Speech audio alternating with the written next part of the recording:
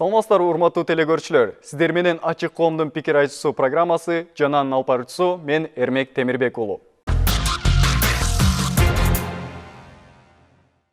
Айтыла элек сөз сенин кулуң. Ал эми айтылгандан кийин сен анын кулусуң. Илгертеден ата-бабаларыбыз сөздү баалап, барктап жана уңгу сөздөн сүйлөп келген. Азыркы убакта дагы жаштарыбыз өзүлөрүнүн билимин, илимин тереңдетиш үчүн, жакшы сүйлөө жана ошондой эле татыктуу бир инсан болуш үчүн дебат аттуу куралды колдонуп келишет. Дебат бул жөн гана талашып тартышуу эмес, өзүнүн оюн так жана мыкты билдирип, өзүлөрүнүн аркасынан адамдарды ээрчите билүү жана ошондой эле башкалардын пикирин уга билүү бир курал болуп саналат.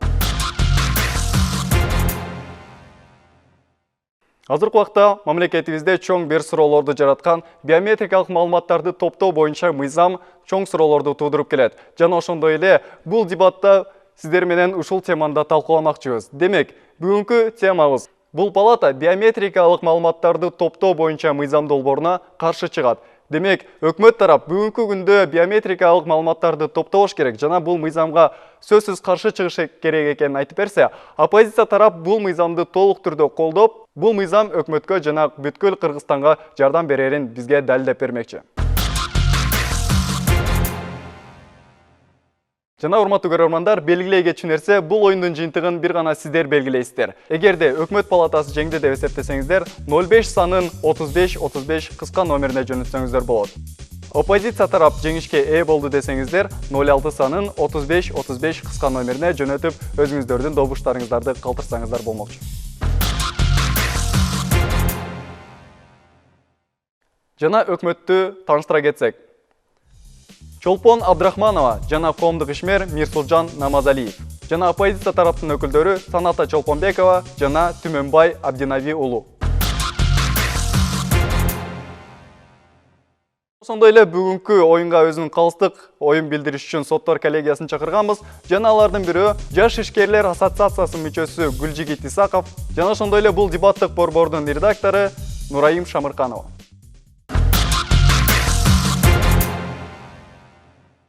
Анда эмесе өзүнүн биринчи конструктивдүү сөзүн айтуу үчүн ырастоочу тараптын башчысы чакырылат. Урматтуу ырастоочу тараптын башчысы, сизге берилген убакыт 5 мүнөт, убактыңыз башталды.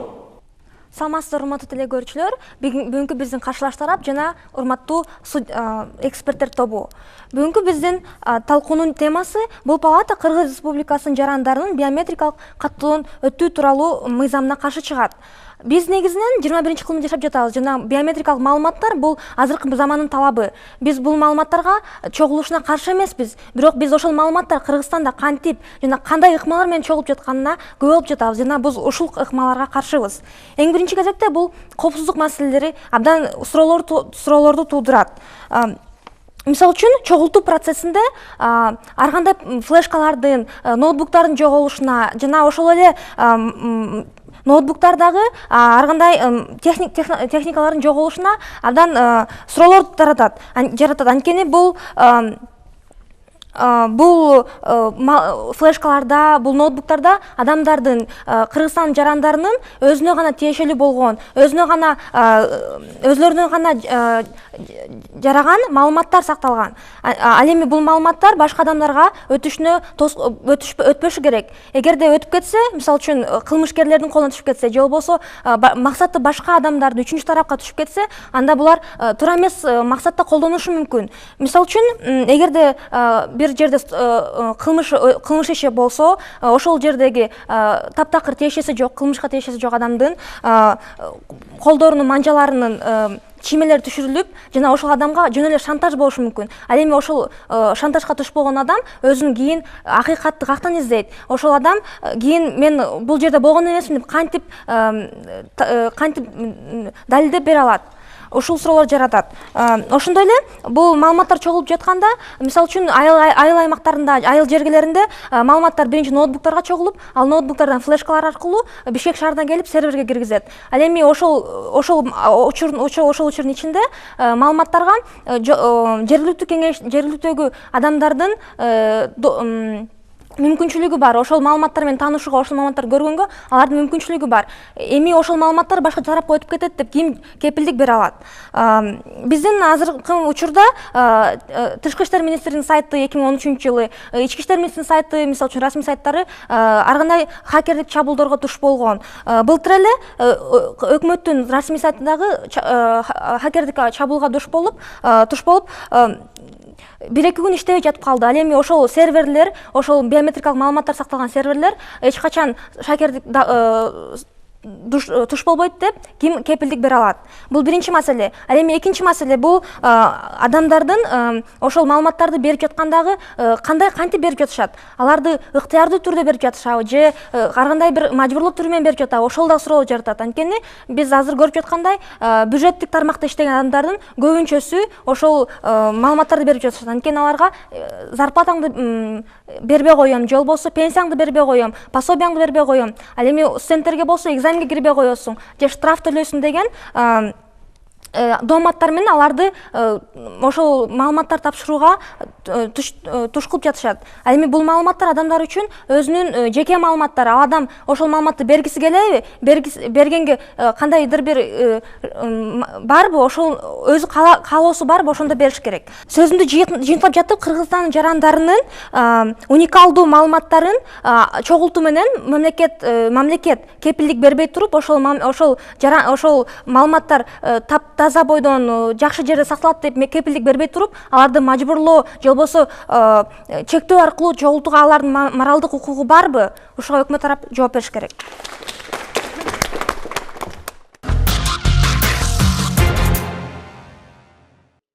Өзүнүн сөзү үчүн төгүндөш тараптын башчысы кылат. Урматтуу спикер, сизге берилген убакыт 5 мүнөт. Убактыңыз башталды. Саламатсыздар, урматтуу телекөрүүчүлөр. Биз бүгүн ушул биометрикалык маалыматтарды чогултуу боюнча алынган мыйзамды колдойбуз. Мына ошол туурасында азыр биз өкмөттүн айтып кеткен бир канча аргументтерин, же болбосо жүйөлүү далилдерин жокко чыгарганга аракет жасайлы. Алгачкы эле тактап алалы. Бул биометрикалык маалымат деген нерсе эмне, бизге деги эле биздин Кыргызстаныбызга берчү салымы кандай? Мына ошол туурасында биз айталы, негизи өкмөт тарабы айтыш керек болчу. Бул алгач 2006-жылдан баштап АКШда колдоно баштаган. Ал эми ал кандай деген болсок, биздин өздүк маалыматтарыбыз, же болбосо колубуздун, бармагыбыздын издери, өздүк биздин маалыматтарыбыз ошол жерде сакталат. Ал кандай эмнелердин алдын алат? Коопсуздук, тактап айтканда, мени бири өлтүрүп кете турган болсо, мына ошол жерге түшкөн бармак изинден кылмыштын бир себебин тапса болот. Тактап айтканда, ким кылмыш жасаган болсо, мына ошол сыяктуу кылмыштардын алдын алууга болот. Ал эми бүгүнкү өкмөттүн биз аргументтерине токтоло турган болсок, коопсуздук маселеси. Тактап айтканда, азыркы учурдагы биз кабыл алып жаткан маалыматтарды биз канчалык деңгээлде коопсуздугун сактай алабыз алардын дейт. Урматтуу достор, урматтуу телекөрүүчүлөр, баарыбыз эле билебиз, 14 компаниянын ичинен тендерден бул биз билген германиялык GSK Devrient деген компания жеңип чыкты. Эмне үчүн жеңип чыкты? Демек, алардын дагы коопсуздукту сактай ала турган. Тактап айтканда, биздин өкмөт аларды көзөмөлгө алып турат. Биз муну ушунчалык кандай олуттуу кабыл алгандан кийин кайдыгер карабайбыз. Ал айтат, ар бир адамда бул маалымат болбойт. Болгону Мамкаттоодун серверинде гана сакталат. Эгер Ички иштер министрлигине бул маалымат керек болгон болсо, билдирүү аркылуу ала алат деп өзүнүн биздин лидерлер билдирген. Тактап айтканда, ким деген болсоңуздар, бул жерде вице-премьер-министр өзүнүн Сарпашев өзүнүн берген интервьюсунда айткан бул нерсени. Андан кийин кылмышкерлердин колуна түшпөшү керек дейт. Мисалы, кылмышкерлердин хакерлер дагы алып коюшу мүмкүн маалыматтарды дейт. Достор, эми келгиле мындай, реалдуу ой жүгүртүп көрөлүчү. Хакерлер эмне бул биздин маалыматтарды буга чейин ала албай жүрдү беле? Же бир биометрикалык аркылуу гана хакерлер биздин маалыматтарыбызды ала алабы? Эгер хакерлер ушул гана токтоло турган болсо, анын эч кандай хакерлиги жок. Тактап айтканда, буга чейин биздин биометрикалык маалыматтарды берилген чакта дагы хакерлер маалыматтарды алып жүргөн. Германиянын канцлери Меркелдин дагы маалыматын алгандары, бул дагы осы хакерлердин кыйындыгынан. Тактап айтканда, биздин берип жаткан биометрикалык маалыматтарыбыз буга эч кандай себеп боло албайт. Андан кийин булар айтат, кантип берип жатышат, мажбурлоо атабы же дейт. Достор, элдердин түшүнүгү эч качан бирдей болбойт.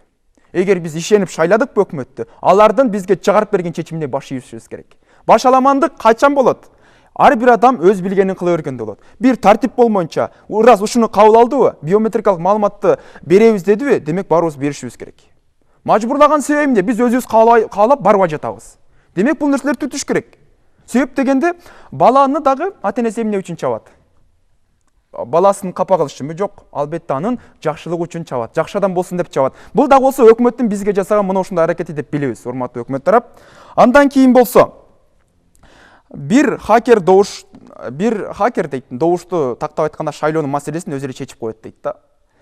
Бул биометрикалык маалыматтарды берүү деген биз болсо шайлоону электрондук вариант менен өткөрөбүз дегендик эмес. Ошол эле жерде Сарпашев өзүнүн билдирүүсүн калтырган. Тактап айткан интервьюда айткан, биздин шайлоо биометрикалык маалыматтарды берип жаткан учурдагыбыз бул биздин электрондук вариант менен шайлоо беребиз дегендикке жатпайт. Биз болгон ал жерде бюллетендер аркылуу кылабыз. Бирок шайлоого киргизип атканда ошондой көзөмөлдөр орун алат деген. Тактап айтканда биздин чындап эле, мисалы мен Түмөнбай деген ат менен бардымбы, чын эле Түмөнбайбы деп туруп бир канча бизден сыноолор өтүшү мүмкүн. Бирок шайлоо учурунда мен кадимкидей эле бюллетенге Баланчиев Дүкүнчүгө шайлоо берем деп туруп мондай добушка коюп туруп мен салам урнага. Бул болсо биздин албетте өзүбүздүн тандоо жолубуз. Өкмөт кандай сунуш берген болсо мына ошондой. Бирок азыркы өкмөттүн көз карашы боюнча шайлоо мурдагыдай эле өтөт. Бирок ошол жерге келген шайлоочуларды мына ошондой жолдор аркылуу текшерүү жүргүзүлөт. Андан кийин даяр эмес биздин өкмөт дейт. Анда суроо таштап кетейинчи, качан даяр болобуз? Даяр болгонго чейин биздин өлтүрүлгөн адамдар себепсиз кала бериш керекпи? Биз кылмышкерлерди таппай жүрө беришибиз керекпи? Бул нерсе ушинтип улана бериш керекпи? Өкмөткө качан даяр болобуз? Моралдык жактан алардын укугу барбы дейт. Неге моралдык укук деген кандай? Деги эле моралдык укук бул жерде каралышы керекпи? Мага да кызык болду да. Өкмөт мына ошол суроолорго дагы жооп бересиздер деген ишеничтемин. Ал эми биздин аргументтер биринчи кезекте коопсуздук. Башында айткандай эле, бирөө бизди бычактап кеткен болсо, анын бармак изин карайбыз дагы биздин учетубузга түшкөн, биздин кара тизмебизге түшкөн шектүүлөрдү алып келип туруп, мына ошолор мойнуна койгонго аракет кылабыз. Эмне үчүн? Себеп дегенде ал бармак изди тастыктай турган бизде эч кандай далилибиз жок. Мисалы мен өлтүрүп кеткен болсом, бирок кара тизмеде жок болсом, ал бармак из мага таандык экен, эч ким кепилдик бере албайт бул нерсеге. Бул биринчи. Экинчиден, тактык. Азыркы учурда мына ошол тизмеден өтө турган, тактап айтканда биометрикалык маалыматтарды бере турган 3.884.270 киши бар. Анын канчасы өлгөн, канчасы тирүү, канчасы Кыргызстан аймагында жашайт? Маселе мына ушунда. Келгиле мына шайлоо акыйкат өтүш үчүн алгач шайлоочулардын тизмесин тактап алыш керек. Шайлоодо карусель деген нерсе жүрдү. Эмне үчүн? Себеп дегенде тизмеде жүргөн, бирок ал азыркы учурда жашоодо жашабаган адамдар кездешкен. Ошон үчүн келгиле достор, коопсуздук, тактык, таза шайлоо үчүн бул биометрикага дагы маалыматтарды коркпой нетпей берели дагы, ошол эле учурда оппозицияга өзүбүздүн добушубузду берип коелу. Рахмат.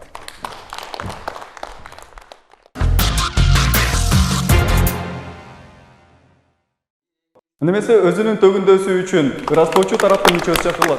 Берилген убакыт 5 мүнөт. Биринчи акыркы мүнөттөрүндө суроолор берилбейт. Убактыңыз башталды. Саламатсыздарбы, урматтуу катышуучулар, урматтуу оппозиция, урматтуу эксперттер, урматтуу телекөрүүчүлөр. Менин оюмча абдан маанилүү теманы биз бүгүн талкуулап жатабыз. Өзгөчө эгерде биз жарандарыбыздын коопсуздугу үчүн бир программаны ишке ашырып жатсак, ошол программа сөзсүз түрдө коопсуздукту ишке ашырышы керек. Ал программа өзү кооптуу болбошу керек. Себеби дегенде биздин жарандарыбыздын жеке маалыматтары бул абдан маанилүү маселе. Жана ошол эле учурда бул абдан коркунучтуу маселе. Жана менин кесиптешим айтып кеткен, эгерде менин ошол эле бармак издерим же болбосо жана башка маалыматтарым туура эмес үчүнчү тарапка өтүп кете турган болсо, алардын мага каршы аткарган иштерине алар мага каршы эч нерсе кыла албайт деп ким кепилдик бере алат деген бул абдан чоң суроо болчу. Тилекке каршы ал суроого мен азыр жооп бере албай калдым. Бир нече маселе боюнча эң алгач азыркы учурда бизде суроо болгон флешкалар жоголуп кетиптир. 2 миллиондон ашуун жарандардын маалыматтары топтолгон эле, бирок ошолордун ичинен бир нече флешкалар жетишпей жатат, бир нече маалыматтар жетишпей жатат деген маалымат азыр коомчулукка бардыгына эле угулуп калды, менин оюмча. Эми бул маселе боюнча ким жооп берет? Ким башы менен азыр жооп берет? Депутаттар жооп береби? Ушуну алга сүрөп жаткан. Же болбосо университеттин администрациясы студенттерди кыстап, бар азыр эгерде тапшырбасаң, мен сени экзаменге жөнөтпөйм деген ошолор жооп береби? Же азыркы вице-премьер-министр жооп береби? Жоопкерчилик жок бул жерде. Экинчиден, биометрикалык маалыматтарды чогултуу, аларды натыйжалуу колдонуу биз бул маселеге кошулабыз. Эң башында эле биз айтып кеттик. Экинчиден, өзгөчө тышкы өлкөлөргө чыгып жаткан жарандар үчүн бул дагы керектүү маселе. Үчүнчүдөн, шайлоо учурунда дагы керектүү маселе, албетте. Бирок биз эң негизгиси ушул ыкмалар боюнча жана ошол маалыматтарды сактоо боюнча бул жакта сөз кылып жатабыз.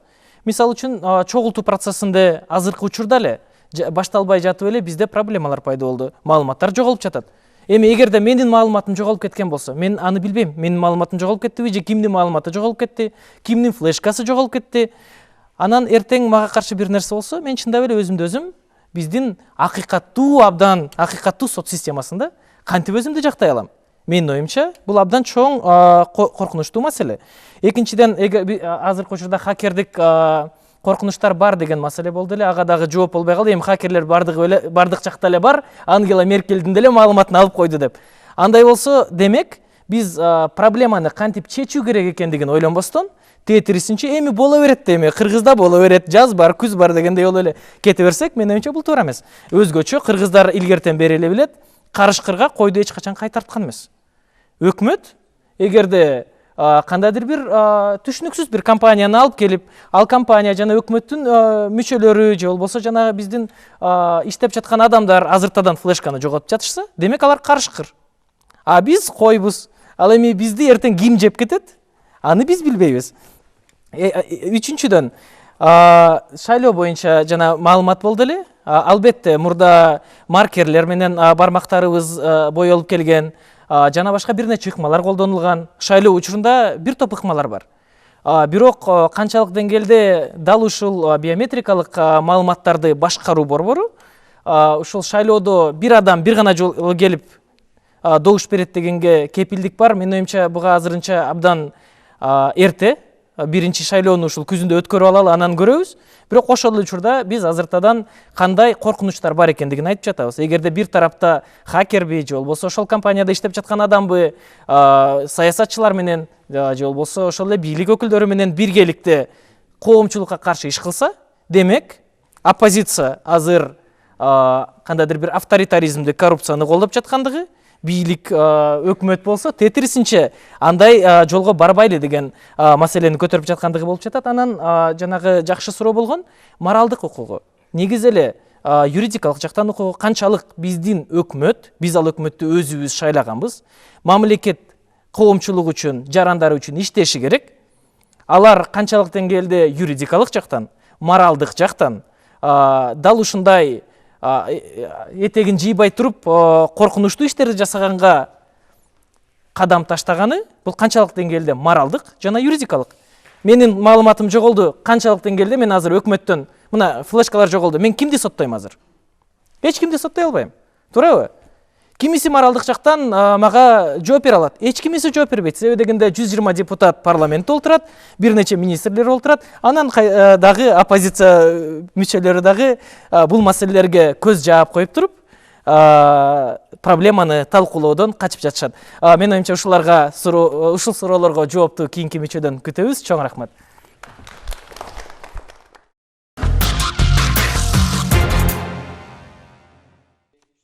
Кийинки өзүнүн сөзү үчүн төгүндөшү тараптын мүчөсү чакырылат. Урматтуу төгүндөш тараптын мүчөсү, сизге берилген убакыт 5 мүнөт. Биринчи жана акыркы мүнөттөрүндө суроо берүүгө тыйым салынат.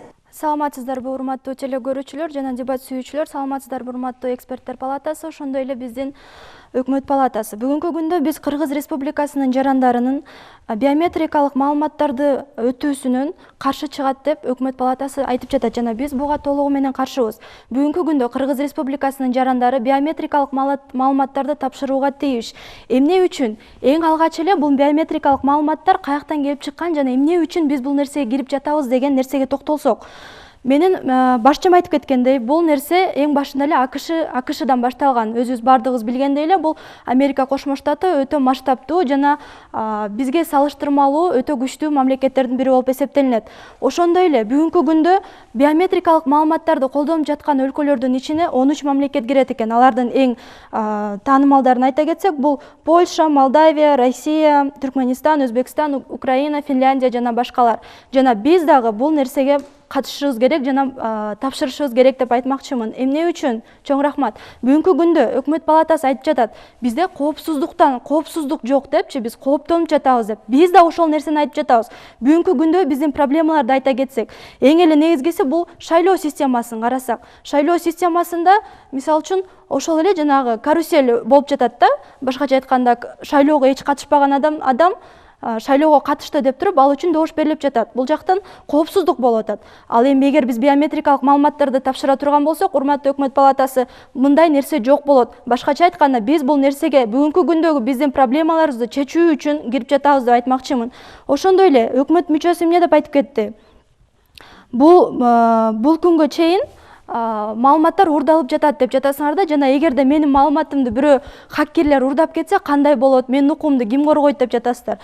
Урматтуу өкмөт мүчөсү, эгерде сиздин маалыматыңызды чындап эле урдагысы келген адам болсо, ал биометрикалык жактан болобу, жөнөкөй жактан болобу, ал каалагандай жолду табат деп айтмакчымын да. Анткени бул андай адамдар үчүн, ошондой биз айтып жаткандай хаккерлер үчүн бул проблема эмес. Башкача айтканда, эгерде сиз биометрикалык маалыматтарды тапшырбай койсоңуз, хаккер сиздин жеке маалыматыңызды билбей калат деген нерсе жок. Башкача айтканда, анын башка да жолдору бар деп айтмакчымын. Ошондой эле бүгүнкү күндө бул биометрикалык маалыматтарды биз мамлекеттик каттоодо серверде топтолот деп айтып жатабыз. Жана бул нерсе мамлекеттик серверде топтолгондон кийин бул нерсе кайтарылат. Башкача айтканда, көзөмөлгө алынат. Каалаган эле адам ал маалыматты ала албайт. Бүгүнкү күндө биз эмне деп жатабыз? Шайлоо электрондук жактан өтсө, өкмөт тарап айтуусу боюнча, анда хаккерлер дагы ошол эле карусель ыкмасын жүргүзүшү мүмкүн деп айтып жатат да. Ал эми биз айтабыз, шайлоо, биз биометрикалык маалыматтарды тапшырсак, шайлоо электрондук болуп өтөт деген факт жок бүгүнкү күндө. Башкача айтканда, мурункудай эле бюллетень менен өтүлөт. Бирок бул жерде эмне өзгөрүү болот? Бул жерде ар бир адам ошол өзүнүн бармак издери менен, ошол биометрикалык маалыматтардын жардамы менен шайлоо таза жана так өтөт. Башкача айтканда, чындыгында ошол адам ошол шайлоого келдиби же келген жокпу, ошол нерсе билинет. Экинчиден, бүгүнкү күндө бардыгыбыз эле билебиз, көптөгөн өлүмдөр, көптөгөн кылмыштар ачылбай келет. Эмне үчүн? Анткени ошол эле бармак издери кимге таандык экени бизге белгисиз болгондугу үчүн. Бул башкача айтканда эң чоң жардам болгону жатат да, биометрикалык маалыматтарды тапшырсак. Эгерде бир кылмыш ачылбай жатса жана анын бармак издери бизге белгилүү болгондо, биометрикалык маалыматка өткөндөн кийин, ал, чоң рахмат, ал издер аркылуу ошол кайсыл адам экенин, кайсыл жерде турарын, башкача айтканда, биз ошол кылмышты ача алабыз деп айтмакчыбыз. Демек, бүгүнкү күндө бул биометрикалык маалыматтарды тапшыруу бизге эмнелерди берип жатат? Биринчиден, тактыкты жана тазалыкты берип жатат. Башкача айтканда, биз шайлоо системасына көп жылдар бою жетише албай жаткан тактыкка жана тазалыкка жетише алабыз. Чындыгында ким келди ошол шайлоого, ким катышты, ким кандай добуш берди, биз ошол нерсени бизге так түшө алат. Экинчиден, биз өзүбүздүн эле коопсуздугубуз болот. Эмне үчүн? Анткени арабыздагы кылмышкерлер бүгүнкү күндө кармалбай жатат жана биз аларды кармоого толук түрдө мүмкүнчүлүгүбүз болот. Ошондой эле дагы эмне болуп жатат? Бул жерде жана сиздер айтып жаткан хаккерлер тарабынан алынган деген нерсе, бул бүгүнкү күндө бул негизи мындай нерсе катталган эмес да. Чоң рахмат.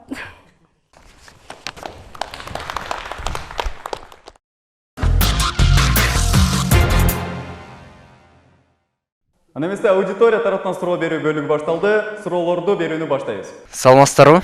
Мен Кыргыз Улуттук университетинин юридикалык институтунун студенти. Менин суроом бул тарапка ошол эле өздөрүнүн айтып кеткен оюнда айтышып кетишти. Ошол эле Казакстанда, Өзбекстанда, Тажикстанда колдонулуп жатат. Бизде да колдонсок, биз кылмыштуулуктун санын азайтып, бат эле таба алабыз депчи. Ошол эле Казакстанда, Тажикстанда биометриялык каттоо киргенден кийин кылмыштын саны канчалык деңгээлде азайды? Ошол жөнүндө бир маалымат бере аласыңарбы? Анан Кыргызстанда дагы эгерде киргизилсе, ушунчалык деңгээлде ушундай өсүш болуп кетет эле деген бир факты, далил көрсөтө аласыңарбы? Чоң рахмат. Бүгүнкү күндө бизде так маалымат жок, бирок логикалык жактан карай турган болсок дагы бүгүнкү күндө көптөгөн кылмыштар, өзүм айтып кеткендей, ошол бармак издери кимге таандык экенин, ким өлтүргөнүн биз билбей жатабыз да. Ошол эле нерселер ачыкка чыкпай жатат. Эгерде логикалык жактан карай турган болсок, ал бармак издери кимге таандык экенин биз билип турабыз. Демек, көптөгөн кылмыштарды биз ача алабыз деп айта алабыз. Саламатсыздар, урматтуу телегөрүүчүлөр. Менин атым Бактияр, Кыргыз Улуттук университетинин мамлекеттик жана муниципалдык башкаруу факультетинде окуйм. Менин суроом, мына сиздер биометриялык паспорт алууга каршы чыгып атасыздар. Эми айтып кетсеңиздер, мындан тышкары кайсы системаны киргизип таза шайлоо өткөзө алабыз, эгер бул система жарабаса? Бактиярга чоң рахмат. Менин оюмча абдан жакшы суроо. Биз эң башында эле айтып кеттик. Биз биометриялык маалыматтарга жана аларды башкаруу, чогултуунун негизинен биз ага каршы эмеспиз. Биз алардын ошол эле шайлоо системасында кылмыштуулукка каршы иш жүргүзүүдө керектүү экендигине биз аларды моюнга алабыз жана ушул тармакта иштеши керек деп атабыз. Биз азыркы учурда эмнени сурап жатабыз? Бул ошол биометрикалык маалыматтарды кантип чогултуп жатабыз жана кантип сактайбыз? Ушул эки маселе боюнча биздин оппоненттер жана ушул мыйзамдын жактоочулары бизге сунуш беришсе, эгерде чындап механизмдерин көрсөтө алышса, анда биз караштырып көрмөкпүз. Бирок азыркы учурда болуп жаткан ошол эле флешкалардын урдалып кетип жаткандыгы жана башка коркунучтардын болуп жаткандыгы үчүн биз бул маселеге каршы болуп жатабыз. Шайлоо учурунда ар кыл технологиялар колдонулуп келген. Ошол эле каруселби, ошол эле бир адам жанагыл шайлоо комиссиясынын мүчөсү деле, ал түгүл мен өзүм шайлоолорго дагы бир нече жолу катышкан болчумун. Алар деле өздөрү алып эле бюллетендерди салып коет. Сөзсүз эле аларга каруселдин дагы кереги жок. Анан канчалык деңгээлде ушул маселе бизде орун алып жатканда биометрикалык маалыматтарды коргоо жана сактоо институту бизге өзүбүзгө каршы иштебейт. Канчалык деңгээлде алар саясатчылар менен биригип кетишпейт. Ушундай маселелер болуп жатат да. Ушул маселелерге биз суроо таба албай жатабыз. Андыктан таппагандан кийин коркунучтан кичине алысыраак болуп турган жакшы деп ойлоп жатабыз. Чоң рахмат, канааттандырарлык жооп алдым десем болот. Жообуңузга ыраазычылык.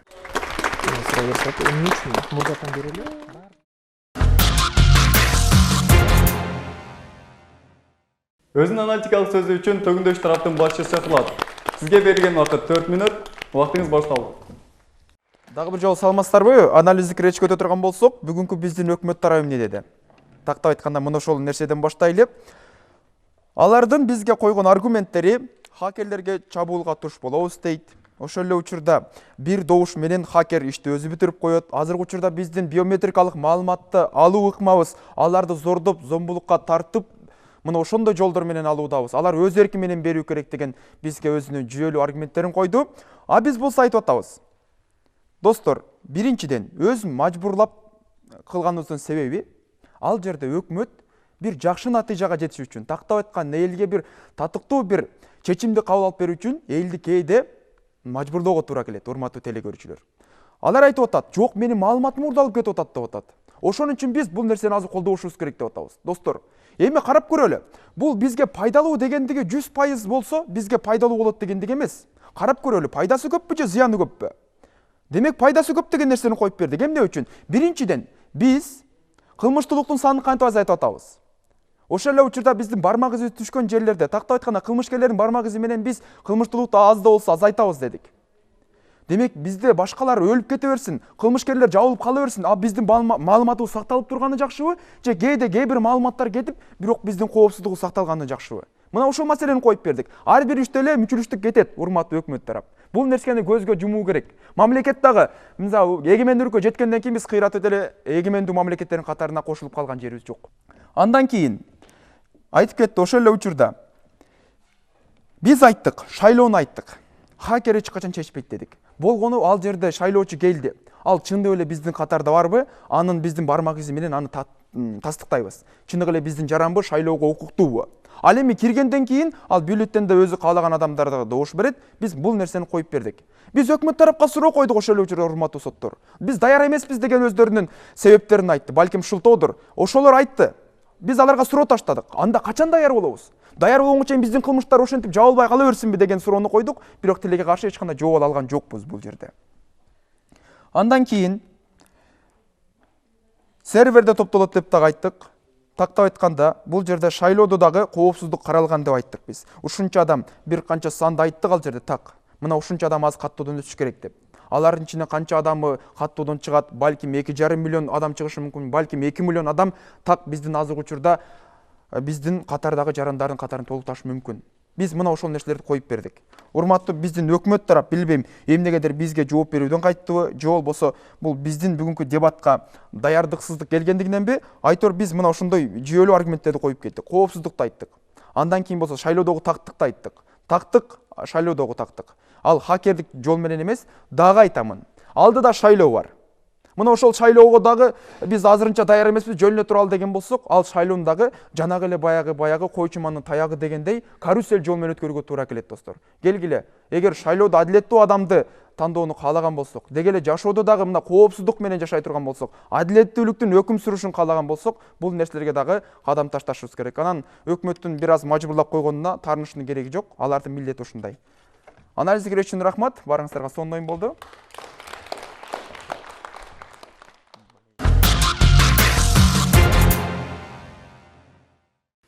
Өзүнүн аналитикалык сөзү үчүн ырастоочу тараптын башчысы чакырылат. Сизге берилген убакыт 5 мүнөт. Убактыңыз башталды. Рахмат. Биздин оппозицияга, бирок мен биринчи оюн баштаардан мурун биз айттык элек. Биз бул биометрикалык маалыматтар бул 21-кылымдын маалыматтары. Бул азыркы жаңы доордун, жаңы идентификациялоонун бир түрү деп. Биз бул маалыматтарды топтоого каршы эмеспиз. Биз ошол маалыматтар Кыргызстанда кантип топтолуп жатат жана кантип сакталып жатат, ошол маселеге биз абдан каршыбыз жана ошого биз көңүлүбүздү бургубуз келип жатат да. Биздин оппозиция тилекке каршы, биздин оппозиция бүгүн оюнга даяр эмес деп бизди күнөөлөштү, бирок өзүлөрү даяр эмес окшойт. Анткени булар биометрикалык маалыматтар менен жөнөкөй маалыматтарды эч кандай бирдей коюп жатышат да. Эгерде сени кааласа, анда ошол маалымат тууралуу ала алат деп жатышат да. Биздин коопсуздук боюнча берген аргументибизгечи. Бирок карап көрсөңүздөр, биометрикалык маалыматтар бул жөнөкөй маалыматтар эмес. Бул адамды, ошол адам экендигин тастыктоочу, ошол адамга гана тиешелүү маалыматтар. Бул маалыматтарды, мисалы үчүн, эгер паспортуң жоготту десең же өзүңдүн атыңды өзгөрткүң келсе, өзгөртүп салчудай эле маалымат эмес да. Бул эгер бармагыңды өзгөрткүң келсе, жөнүндө баары эле өзгөртүп алчудай маалымат эмес да. Ошондуктан бул маалыматтардын коопсуздук жагы абдан маанилүү. Ошондуктан биздин оппозиция тарап бул тууралуу эч кандай бир механизм же болбосо бир сунуштоо берген жок да. Бул коопсуздук жагы кандай болуш керек экендигин. Экинчи биздин аргумент бул маалыматтардын ыктыярдуу түрдө же болбосо мажбурлоо аркылуу жана чектөө аркылуу чогулуп жаткандыгы. Ооба, мыйзамда милдеттүү чогулуш керек. Бирок биздин практикада, азыркы практикада ошол маалыматтар кантип чогулуп жатканын практика өзү эле көрсөтүп койду. Кантип мажбурлоо аркылуу жана кандай чектөөлөр аркылуу чогулуп жаткандыгын өзүлөрү эле айтып койду. Ал эми шайлоо тууралуу айтсак, бул биометрикалык маалыматтарды чогултуп жана шайлоону таптаза өткөрөбүз дегенге бул панацея эмес да. Шайлоо биометрикалык маалыматтарды чогултабы же чогултпайбы, баары бир кандайдыр бир мыйзам бузулаар же болбосо бурмалоолор менен өтөт да. Ал эми биометрикалык маалыматтардын чогулушу жана алардын сакталышы бизде күмөн санап жаткан учурда, азыркы Кыргызстандын учурунда, шайлоо учурунда ошол маалыматтар бурмаланат дегенге кандай суроолор жаратат да. Бул деген жок, бурмаланбайт деп эле айтып коюш же болбосо маалыматтар, ошол биометрикалык маалыматтар кепилдик берет деп айтып койгонго мүмкүн эмес. Ошондой эле ооба, биз жана жогоруда айткандай, биз бул маалыматтардын чогулушуна каршы эмеспиз, бирок ошол маалыматтар кантип жоголуп жатат жана ошол маалыматтар кантип сакталып жатат экендигине суроо жаратат жана биз ошого каршы чыгып жатабыз да. Бүгүнкү оюнда биздин өкмөт тарапы өзүнүн абдан жакшы аргументтери менен жана аргументтер менен жеңди деп эсептейм. Анткени биздин оппозиция тарап бул аргументтерди эч кандай жыга алган жок жана аргументтерге каршы күчтүү аргументтерди келтире алган жок деп эсептейбиз.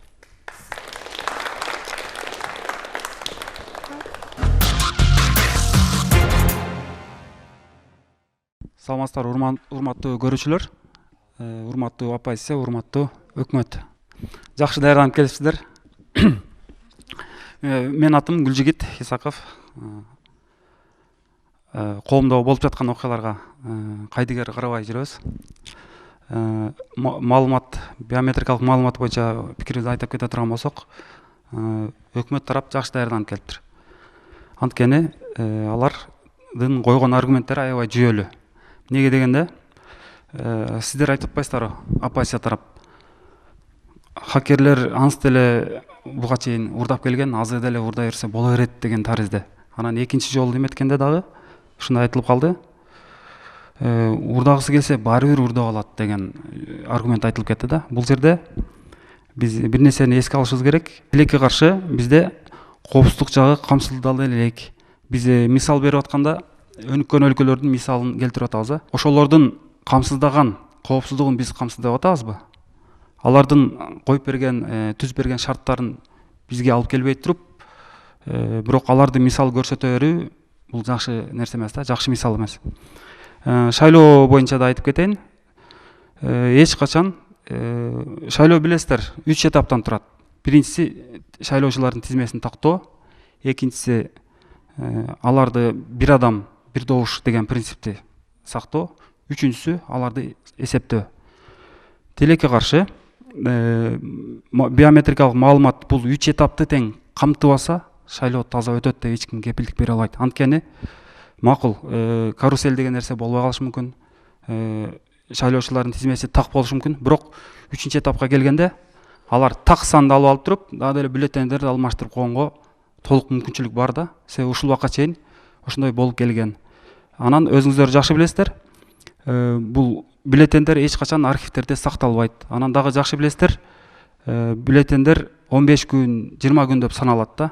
Анан алардын архиви сакталбайт. Ошон үчүн биз биометрикалык маалыматтардын эки эле этапты камтыганы үчүн таза шайлоону камсыз кыла алат деп кепилдик бере албайбыз. Ошол. Хакерлер боюнча айтканда, Кыргызстанда маалымат топтоп аткан адистердин ичинен IT security боюнча, башкача айтканда маалымат технологиясы коопсуздугу боюнча ISO 27001 деген эл аралык стандарт уюмунун өзүнүн койгон стандарты бар. Ошол стандарттан окуп келгендер келип маалыматтарды топтосо, жоопкерчиликти өздөрүнө алса, биз толук ишенсек болот. Анан эки тараптын тең айткан сөздөрү туура эле болуп атат. Эч ким, мен байкашымча, эч ким бул жерде биометриялык маалыматтарга каршы эмес экен. Болгону коопсуздукту толук менен камсыз кылып алып, анан топтошубуз керек экен. Ошол, чоң рахмат сиздерге да бир жолу.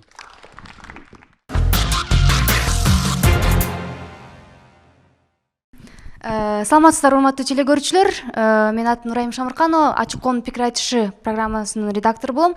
Жалпы бул теманы бүгүнкү оюнга талкуулагыбыз келген себеби бул акыркы коомдо болуп жаткан окуялар, баягы биометрикалык маалыматтар, туура айтып атышат, 21-кылымдын маалыматтары булар жыйналышы керек. Бирок ошол эле учурда, азыркы учурда бизде көптөгөн баягы коопсуздук маселелери чыгып атат да, ар кандай флешкалардын жоголуусу, өкмөт тарап туура айтып атат, акыркы фактылар боюнча жана ошол эле маалыматтардын жөнөкөй компьютерлерде сакталышы, ошол эле маалыматтардын баягы өкмөттө эч кандай жоопкерчилик жок болгондугу абдан бизди баягы кооптондуруп келе жаткан учурда, жана өкмөт тарап жакшы айтып кетти, биометрикалык маалыматтар бул мамлекеттик каттоо сакталат экен ошол жердечи, бирок ошол жерде канчалык деңгээлде жоопкерчилик бар, анын ошол жарандарга каршы ошолор саясий ар кандай ишмерлер менен биригип алып жарандарга каршы колдонбойт деген кандай кепилдик бар деп туура айтып атат да. Ошон үчүн биз каршы эмеспиз деп өкмөт туура айтып атат, бирок ошол эле маалыматтарды жыйноого Кыргызстан бүгүн даярбы? Кыргызстан канчалык деңгээлде ошол коопсуздукту камсыз кылып, андан кийин канчалык деңгээлде жарандарга биометрикалык паспортду даярдап бере алат? Мына ошол маселелерге токтолушубуз керек. Андан кийин оппозиция тарап жакшы айтып кетти. Эгерде биз ошол биометрикалык маалыматтарды эгер жыйнап алсак жакшы, таза шайлоо өткөрөбүз деген жакшы ниеттери бар экен, бирок албетте баягы шайлоонун 3 пункту бар эмеспи? Ошол боюнча толук түрдө биометрикалык маалыматтар аны камсыз кылбайт экенин айтып өтүшпөдү ооба. Ошон үчүн баягы айтып коет эмеспи, таяктын эки жагы бар. Ошон үчүн эки тарап тең бүгүн абдан жакшы даярдап келиптир. Чоң рахмат, ыраазычылык билдиребиз.